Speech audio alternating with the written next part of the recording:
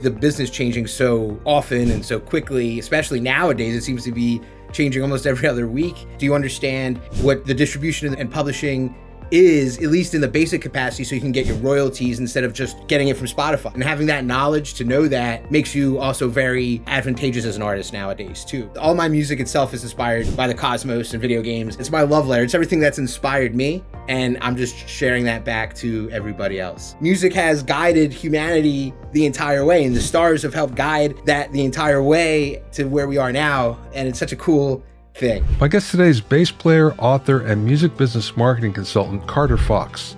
Known as the Soulful Traveling Spaceman Bassman, Carter has toured with R&B legend Freddie Jackson and Grammy-winner Regina Belle, while also collaborating with artists and producers such as Skrillex, Huff, David Ivory, Adventure Club, and more.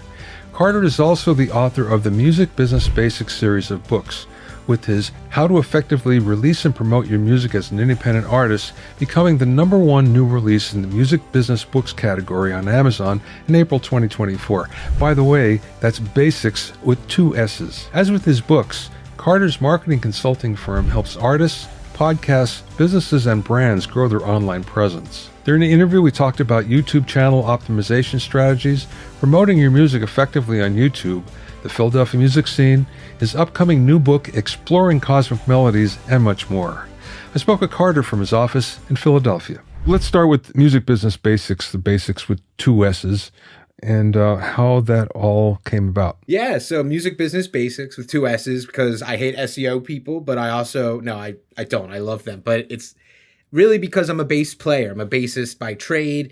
I've been playing upright bass and electric bass for goodness, 25 years now, most of my life. My tutelage includes Gerald Veasley, who's a very well-known, well-renowned bassist who played with Joe Zawinul and very big in smooth jazz, as well as Chell Benner, who is more of like an independent guy, but he played with Quiet Riot and Sister Sledge and a lot of his own projects as well. And as a bassist, that's really what led me down the music business path, is wanting to, one, have a career like theirs, and at the same time, not just being the musician and learning all the music and the theory and the performance, but learning the business and management and booking and the publishing side of stuff.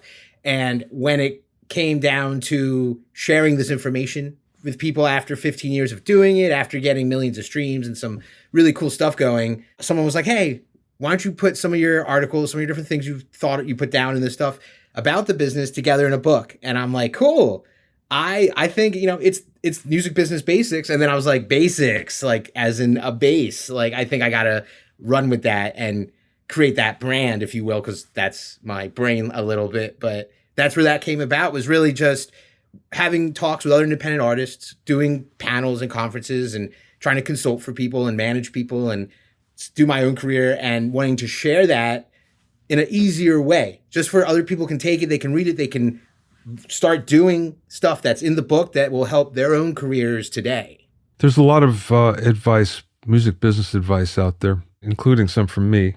But the problem that I find, and as an author, I've found it especially brutal, is that the business changes so often and everything changes so often. So how do you deal with that? So, well, one, you keep writing and updating, right? That's the one, as an author, that's a good thing for you to keep putting stuff out. But also with the business changing so often and so quickly, especially nowadays, it seems to be changing almost every other week in some capacity, publishing, copyright law, or even promotion and marketing strategies.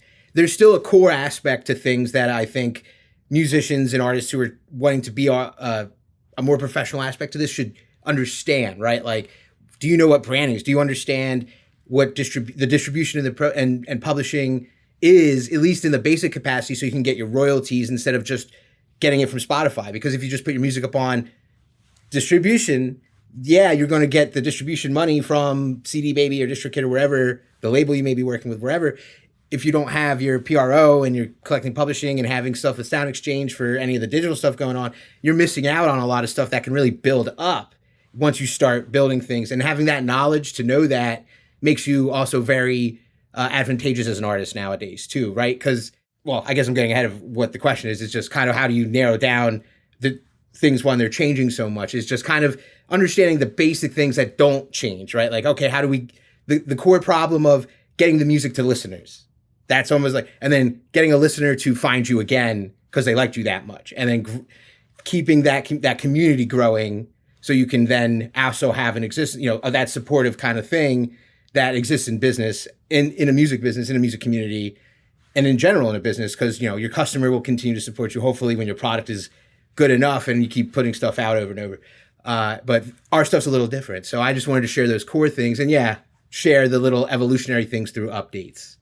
One of the things that I know you specialize in is YouTube channel optimization. And frankly, this is something I'm really interested in, because my channel, I've never paid much attention to it. And when I first started it, I got a lot of views on everything. And now I find I don't get many views at all, surprisingly, even though there's good product. But it's because there's never been any attention to optimization. So for someone like me, what would you tell me to do? So one, almost start, and this is where my book and the series almost makes sense for musicians, but really any kind of creative using the channel, right? From podcasters, authors, artists, individuals, but especially musicians. Almost audit yourself first. See what your channel looks like from the outside perspective. See what it's saying. Seeing what your current videos kind of look like and are already saying, right? Like, what is the title? Do you have a cover image? Is it just the still shot from your video that was automatically uploaded?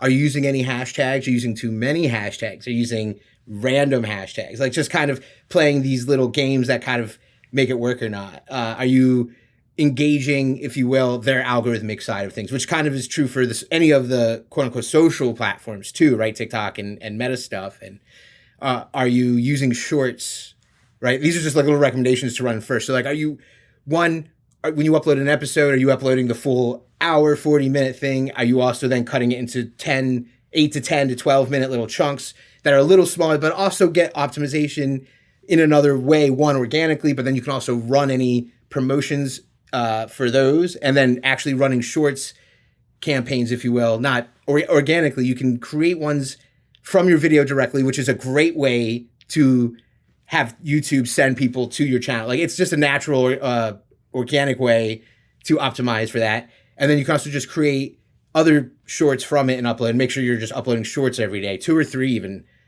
just in a consistent way. And then, of course, if you have a financial budget, any kind of promotion like that, that's just kind of looking at what you're trying to do.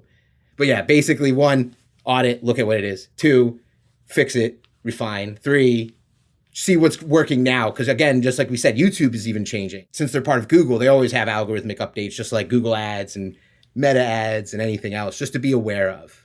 You just mentioned or you inferred something about promotion, especially, on YouTube we're talking about, and Google promotion, Google ads, which many people try and find that it doesn't work for them. But you have a way of helping the algorithm along, shall we say. It is going to work, not work, but it can work better for you. You don't want to guarantee anything. But if you have kind of a full quote-unquote channel aspect and you're inviting people the right way, right? Like, think about it as the end user. This is when you go from the creative musician self, like the mindset almost, from musician to marketer on business side, where you're like, okay, if I'm a fan, I'm a listener, and I'm on YouTube, how am I going to engage? Or, I want to find new podcast listeners for this. How will they engage? Where will they go? Am I sending them to that full video? Am I sending them to my website? Like, what kind of end game are we looking at as well? What's our conversion goal for us? Are we looking for more listeners on Spotify directly? Are we trying to get a channel grown on YouTube specifically? Google ads and YouTube promotions, since now that, again, they're owned by each other, yes, you can, depending on your end objective, you can run a more sophisticated Google ads traditional campaign for your video. If you have like a lead gen piece, a book, the streaming thing on Spotify, you're trying to get people off YouTube, it's a great way to do it. It will find the right people. It just takes a little more understanding and nuance, even though they've made it a little more easy to walk through. But YouTube itself, and I've tested this, and I've actually just tried to recommend, always test things to people. Their actual page promotion tools have, I feel like, leveled up a little bit. You can quote unquote boost and promote from the page, the channel. So you're on your channel page, you go to the end thing where it says promotions, and you can pick a 10-minute video, pick a 3-minute video, give it the goal of find more views, find more comments, find more optimization, whatever you're looking to have for your page, more followers. And it's actually finding engaged viewers, engaged commenters, engaged subscribers for your channel, people who would like your music, people who will kind of follow your content, if you're willing to let it run, of course. Like $10 one time may not get you the result, but if you give it $50, $100, let it run for the week, you may really see an increase in followers and viewership and comments, which is the engaged stuff. I've also run stuff, and this has been the problem, where you run a Google ad for a video, a YouTube video, and I'm like, cool, I got 150,000 views on this video, 30 likes and 2 comments. So it's not really great on the back end. And maybe you got 130,000 because when you set your Google ad up, it's playing a 3-second skippable, and yeah, it's playing, you get that credit. You know, again, it's not that valuable of a campaign. So that's just my recommendation to test on that end. And again, just knowing and setting and understanding that end game, that conversion, knowing you want someone to buy a ticket, a concert ticket, right? Like if you're trying to promote on YouTube as a band and say, I'm promoting to people in Philadelphia, New Jersey, Delaware, because we're playing the big Fillmore in the city because we're that kind of group. You want people to really go right to the website, Ticketmaster, wherever, have that, or your website so you can track it, right? There's go in those levels of stuff. Then you kind of want to run a Google ad where you can really focus in and find people who buy tickets and come out and see concerts and listen to that music on that conversion level. If you're trying to get the page, it may be better to run it directly on YouTube. It's just such an interesting nuance that people learn through experience, right? And that's what I wanted to share through doing all this and doing it for a bunch of people in different ways, from working with the podcasters, working with companies like called disc makers and different stuff to help them, which is, I love them because they make the CDs for everybody. You know, it's such a cool thing. But yeah, just learning. One of the things that I know is effective and something that you have to be concerned with, again, talking YouTube, is the thumbnail. And it's the same thing for Google Ads. I don't have the patience for this, but I have a number of friends that are pros when it comes to doing, YouTube videos, pro creators. And there's one that told me that he's gone out as far as 133 different thumbnails until he found, and on the same video, until he found the one that worked. And I'm thinking to myself, I don't have the patience for that. I'm sorry. So where do you come down on that? Sometimes that's completely right on and true. And it is important, right? I kind of mentioned it earlier when we were talking about how to optimize the channel from the start, is making sure you have some kind of thumbnail image that's catchy. And then you get into that marketing mind again. Okay, let me test 1 or 2 or 3. And then, yeah, if you have the patience and wherewithal, and of course, if the ability to create all the different ones, go for it and keep doing it. I mean, that's a lot. But if it worked, who's to argue? If it worked, if you actually found the success by doing it. And honestly, I've even heard Mr. Beast does that. Like, I've seen the video clips of how many YouTube ones they've done for the thumbnails. And it's definitely important, and it can help optimize. But if you're like me, I don't want to speak for you either, but if you're like me, who's not the visual creative side, like I do a lot of stuff for creative things. I write music and produce. I do a lot of that cool stuff. I can do the business strategy. I can write with the words, but the visual stuff, like my artwork and my album stuff and my merchandise, I have a good friend who does all my graphic design work because he's a pro. And if you have someone, that's great. If you don't, there's Canva, right? There's a lot of tools out there that help us create that. And it's cool because they also have all those recommendations that you can just pop your image and your words in, and you can try 100 different ones if you're willing to sit there and A&B test and let the result happen, which a lot of us don't have the patience or the resource. Yeah, creative wherewithal. I know. It's one of those things where it's like, geez, I wish this would be easier. But again, it works for my friend, and he's very successful. And I said to him, so how do you know when it's working or not? He says, I can tell within the first hour. Yeah, there's so much data and live metrics, and you can be seeing it. Again, if you're on it and you're looking at it and you know what you're looking at. As simple as logging in and seeing that live viewership, right? Like, you can see it. And it makes me want to, even though my patience is gone, where I'm like, yeah, well, I do want to do that. Now you make me, just this discussion wants to go do that. But then I'm like, well, I got too much other stuff to do already. When am I? Okay. So I'm like, I'll add it to the list, but it's. Yeah, right. Another thing we got to worry about. Yeah. Okay. I want to go here. So you have a new book coming out. It's Exploring Cosmic Melodies. And I love the title. I I'm not sure what the book is about, but I got to find out because the title just pulls me right in.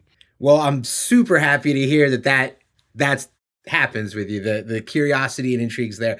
I'm so excited about this book. So I actually have a new album coming out July 17th called Physics of the Impossible. And it's inspired by a physician's Michio Kaku's book, right?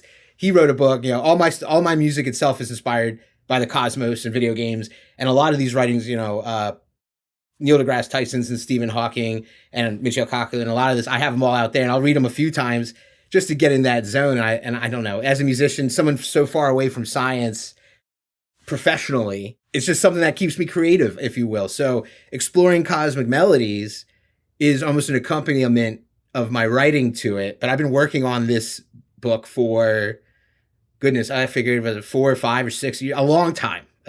A really long time, because it's my own little love letter and research project to humanity's inspiration of the stars, right? So it's a little musicology book. It goes back in history, in not a crazy in-depth, lose your mind kind of depth way. It's very much akin to A Brief History of Space-Time, or even the Neil's version, which is even a little quicker, A Brief History of Space-Time for people in a hurry. But this one starts with prehistory or early culture, right? What's the earliest form of communication in society, and it's starting with music, and then it gets into the different cultures' music, right? From Africa to the Middle East to China, early Americas, how they looked at the stars, how then that helped develop their culture and their science, and and how it pushed to society, and then coming forth to the Renaissance and the Dark Ages, and still in the Middle East, all the way up to now.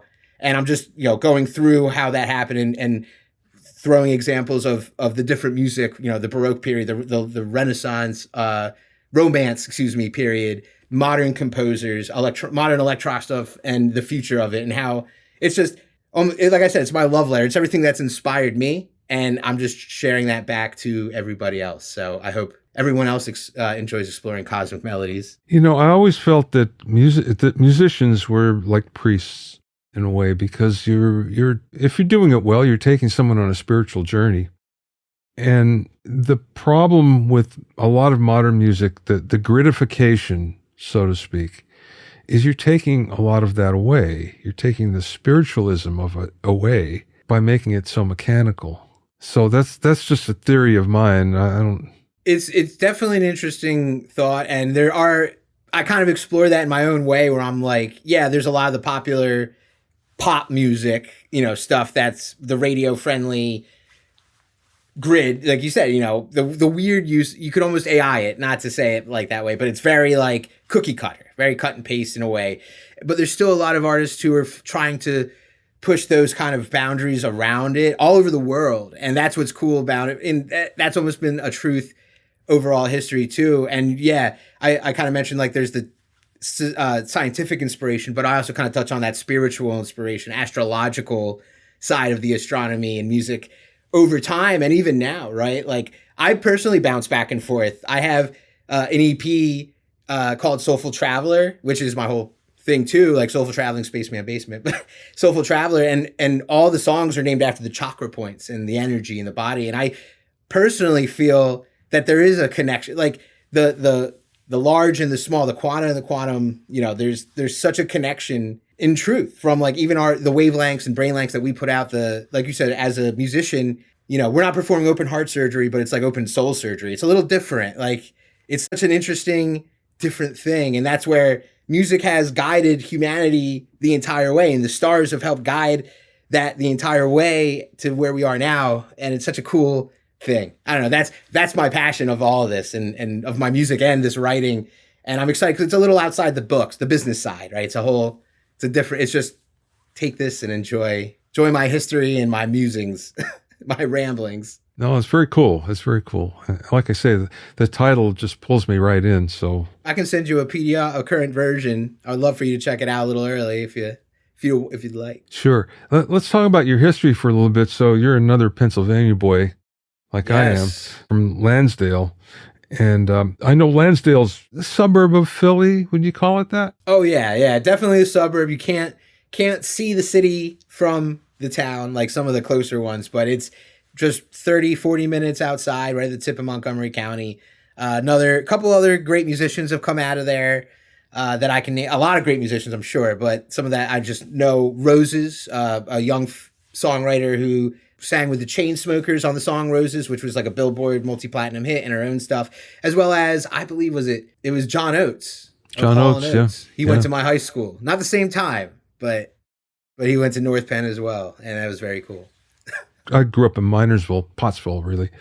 Not too far on it, like just more a little up. That's why I laughed. Yeah, we were about an hour and 45 minutes away from Philly. But when I was growing up, it seemed like it was another universe away. And, nobody ever got out of my area, my Schuylkill County. I was lucky because I made it out. Shout out Schuylkill County, my first ex-girlfriend. Shout out. There you go, right. Yeah, we have a lot in common, huh? Oh, shoot. That wasn't even the thought before. I was just like, oh, I know that name. I've seen that little town. But you did it. You did get out. I did get out. But I would imagine for you, because you're a lot closer to Philly, it was easier to connect with the Philadelphia musicians, with the Philadelphia music scene, because it was sort of at arm's length. And for us, it was, might as well have been the West Coast. Yeah, it definitely, I've met people from a little further out from where I grew up, and even that, like an extra 10 minutes north of where I grew up, it feels like a whole different universe than able to get to Philly. And I was lucky because, you could take a train 40 minutes in, and that's what I used to do, take lessons with Gerald at UArts, before, the defunct UArts now. And my father, before I could drive, I had my permit, but my father started driving me down into the city for jams and stuff. Because again, it wasn't too far, and he worked in the city, but I could, once you start getting out there, and especially some of those areas, 2 hours away, it's a big thing just to go out for, an open mic or a jam, and then you got to come home, to start that, that's what's the important thing is of actually creating those local communities within themselves, which it seems like it's been happening more in the last, decade, 20 years, just as more music stores, younger kids have been taking up stuff, and it's cool like that. Okay, so tell me about the Philly music scene. And I'll tell you why I'm bringing this up. One of the things that I've noticed here is a lack of garage bands. Really? From the standpoint that I used to be able to go out for a walk and I'd hear garage bands all over the place, and I haven't heard one in 5 years. I haven't even heard anybody practicing, like a drummer in their basement or anything, which is scary for the music business. And I've actually posted this in my Hitmakers Club Facebook group. And I hear from certain parts of the country, oh, yeah, alive and well. And others saying, no, dead as a doornail. So tell me about Philly. Philly is alive and well, I think, is one of those ones. Because especially the garage band stuff, the live band, the practice, walking around hearing stuff, which is funny because I can, around where I am here, I walk around sometimes and I hear guitars blaring, I hear saxes playing. Philly is such a cool scene. It's cool because I've loved it for my whole 15, 20 years. I finally stepped into it because it's this weird, awesome, multi-level but multi-genre thing too. So there's garage bands of punk bands and rock bands and rap groups and hip hop R&B, reggae stuff, and then groups like, I don't know if you've ever heard of Snack Time. Have you heard of this group Snack Time? Shout out Snack Time, anyone listen, I'm sure. They were just touring with like Portugal the Man. They are Jason Kelsey's like TV show band, like the roots for his talk show. Oh, okay. Yeah. And those guys, literally a garage band that started during the COVID era of a bunch of Philly musicians, horn players and rhythm guys who were in South Philly, and all the stuff was kind of closed. So they started just putting shows on from the porches and the show and the streets.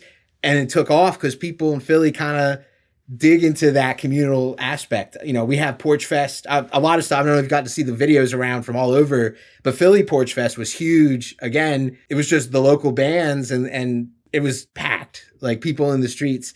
So it's a lot to me over here, and especially just seeing and trying to remain and having a foot in the local, scene is alive and well. Though venues kind of been coming and going, that's always the other discussion. There's still house shows. I see house shows going on and people find a way, but people are still playing music and creating new stuff. And the only other thought I had too about the drumming thing is I do notice a lot of people have the silent drums now, for good or for bad. Yeah. So maybe that was part of it. Well, that brings me to, I'm glad it's alive and well. I'm glad real musicians are being real musicians. But that being said, we live in a world of samples and loops, and everybody has their own home studio, which they should. But on the other hand, you know what it's like in an apartment or even in a house. You can't make a lot of noise usually. So therein lies the solution and the problem. The solution being, well, I'll just use loops and samples to get my idea done. And the problem is you're not using real musicians. So are you finding that there? Yeah, the Philly scene kind of does that. I mean, it depends, right? There's also the crony style stuff. People are always using the same people, which is cool too once you get in, and that's how it works in the industry. Networking is important. There's still a lot of sampling and a lot of, especially for the bigger stuff, right? Like you don't see the drummers coming into the nice big studios anymore. If someone has a silent kit, they're using that, or they're using Superior Drummer and putting the program in the way they can, or sampling it up this way or that. It's such an interesting thing.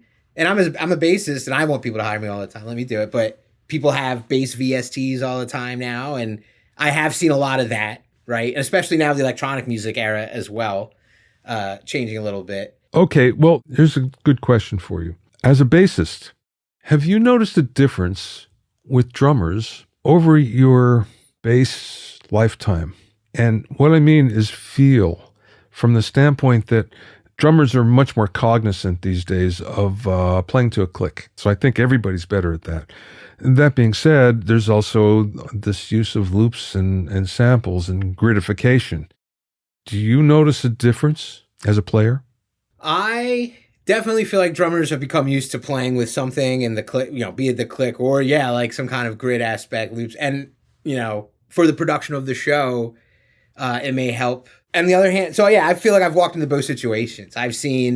I'm playing out with some of the larger artists, and we have the click, and we have this, and we have that to be tight and arranged and on it. But people still feel the drummer is like, oh, I can't. Some of them are like, I can't do this, can't do that. But a lot of them who are really good, it kind of is separating a wheat from the chaff here, can nail it, and it does help. But I also play with jam bands, and they don't want anything to do with the click, and they kind of want to feel it. And as long as the drummer, we can keep a general click, which sometimes that's what I've noticed. It's just more people. It's just like kind of anything else with extremes. People are better or they're worse. Oh, okay. Which is kind of like some things I've noticed. But I like playing with a click. I just like playing something that feels in the pocket. And whether I hear a click or it's just the drummer, or the drummer doesn't need it because they're themselves are really in it, or I start it and we're just doing whatever and stay in the pocket. That's my almost most important stuff. And yeah, a lot of times you don't need it depending on how tight your situation can be, if that makes sense. Yeah, it does. No, and that's the way it should be, I think. If you don't need it, you don't need it. If you're grooving. Yeah. If you're grooving, you're fine. You can change it and goes faster and slower. And yeah, that's the argument I've definitely gotten is like, where's the freedom to then like go somewhere else? And I'm like, and I'm like, you know what? I get it. I do feel what you're saying. I do. It just depends on what we're doing, like what's happening in the show. You mentioned pocket, and that's such a big thing because, again, let's talk about the gridification of everything. You tend to destroy the pocket when you put everything on a grid. And what made the pocket feel big and wide and full, it goes away when you do that excessively. So, again, if you're playing with people that you don't have to worry about that stuff, then great. Playing is fun when that happens. It's a whole different world when it does. Yeah. Like it's the thing I noticed. Yeah. Is this interesting concept? Artists will use all the loops and the samples and the synths, the VSTs, and demo it out. And then it sounds really good. Because technology is really awesome. And the samples used in all the stuff sounds good. And people have gotten really good. And then, I'm guilty of this. I'm going to be honest myself with my music. Sometimes I'm like, cool, it's done. I'm done. It's out. And then the difference that you get when you actually take it from there, which like back in the old days, if you will, you can't record demos like that, right? Like you had to come in and get the musicians and let people breathe on it and collaborate and get together and, play whatever's happening. And like the clicks, if you got a click or you're just feeling what's happening and this part changes a little bit and then comes back in, whatever the organic side of your stuff comes out, you can lose that. And of course, I feel like we do lose that. Like that's a modern thing I feel like can get lost in just modern production techniques. Like you don't have it, between having so much, you're infinite. You have infinite tracks anyway, and you can do it all on your laptop versus you have 24 tracks only and you're paying out the wazoo for the next 8-hour session you booked at the studio. So you better get everything done you need that you want. And you got these guys, and if that's your demo, cool. But like Stevie Wonder can do that, I'm sure. And he kills it. Again, everyone, we're all Stevie Wondering, but it's like, there's definitely awesomeness in collaboration, like you said, and it changes. It can add so much from like your demoed loop drum track. And this has happened to me. Like I have a loop sample trying to do something chill hoppy, like real J Dilla, like really homage to it. And then I'm like, I got a real drummer play stuff. I'm like, that sounds so much cooler. You took the idea and you're there and you just kind of made it better. Yeah, especially hi-hat technique, I've always found. There's a lot of drummers that's their thing, hi-hat. And when you get that and it fits, it's like, wow, yeah, I never could have come up with something like that, just trying to program it in. It never would have sounded like this. I have a friend who is, he's, I don't know if to call him up and coming or he's doing his thing, 100,000 people on Instagram and opening for huge people out doing festival touring. And he's a finger drummer, DJ, music guy, and he's a genius. He's a drummer. One of my favorite. He can play with the click, without the click. He's in the pocket.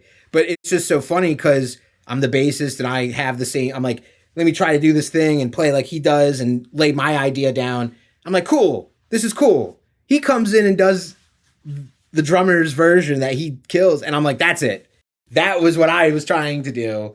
You just know it. And I'm the bass version. Of course, I'm like, I got you for the bass. It's what we do. Yeah, it's the same thing with the bass part. One of the things that I kind of regret about modern production is the bass part is so written a lot of times. It's so rigid. Just play this, And what I've always found that was brilliant was when, you do that, you're following it, but then you have the freedom to actually go away from that when you need and improvise a little bit.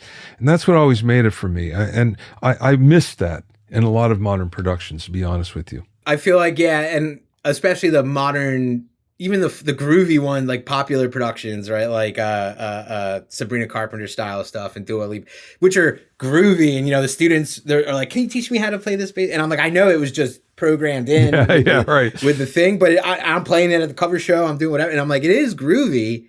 But I'm like, I could tell as a bassist when you're written by a keyboardist or when you're just like doing the loop, if you will. And I agree. I love some of the best bass lines I've been a part of, that original stuff. I've just, even though if it's been a loop thing, it's just playing it and changing, letting that evolve and grow and giving yourself time to go in a session.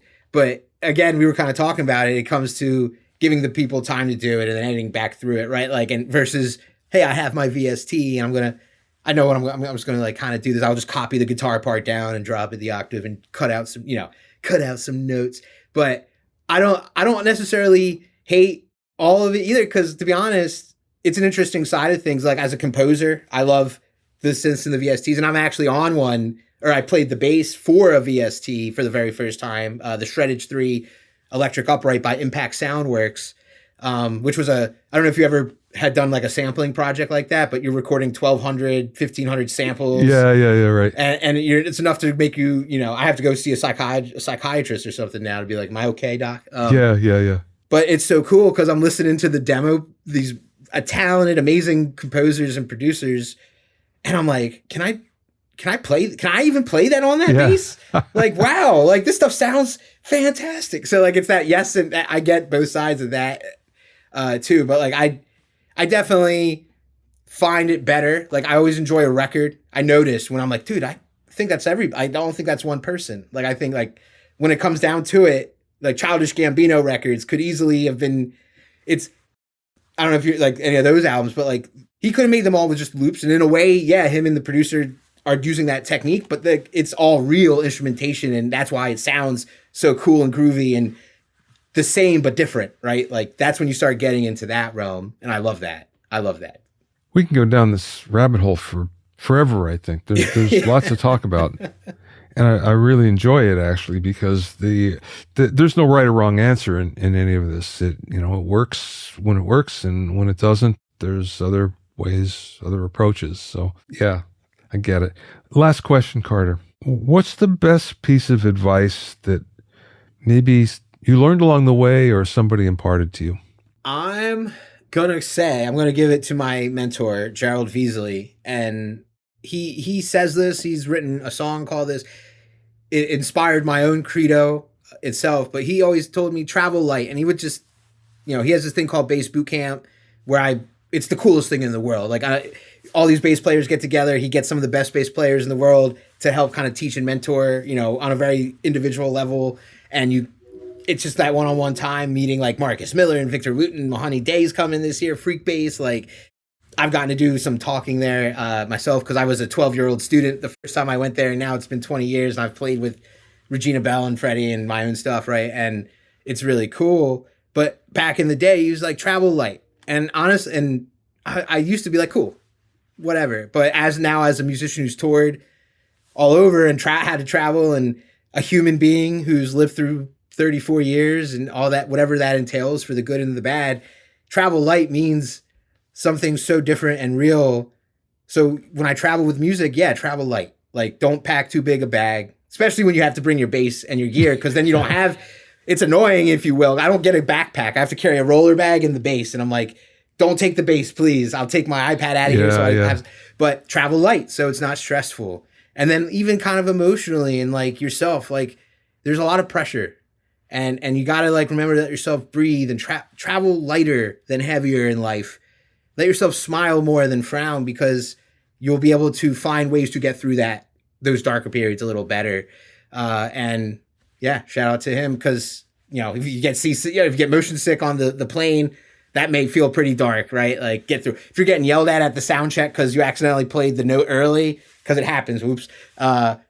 Breathe and try. It's okay. If when you're in South Africa with like 8 of your closest friends, because you all made this magic happen, and you're like sitting there on a once in a lifetime kind of thing, breathe it in and enjoy that you accomplished something so amazing. Travel light. That's excellent. Thanks for listening and being in my inner circle. Remember, if you have any questions or comments, you can send them to questions@bobbyowsinski.com. You can also learn all about the latest in music, audio, and production news, and find out about openings for my latest online classes at bobbyowsinski.com. This is Bobby Owsinski. I will see you next time.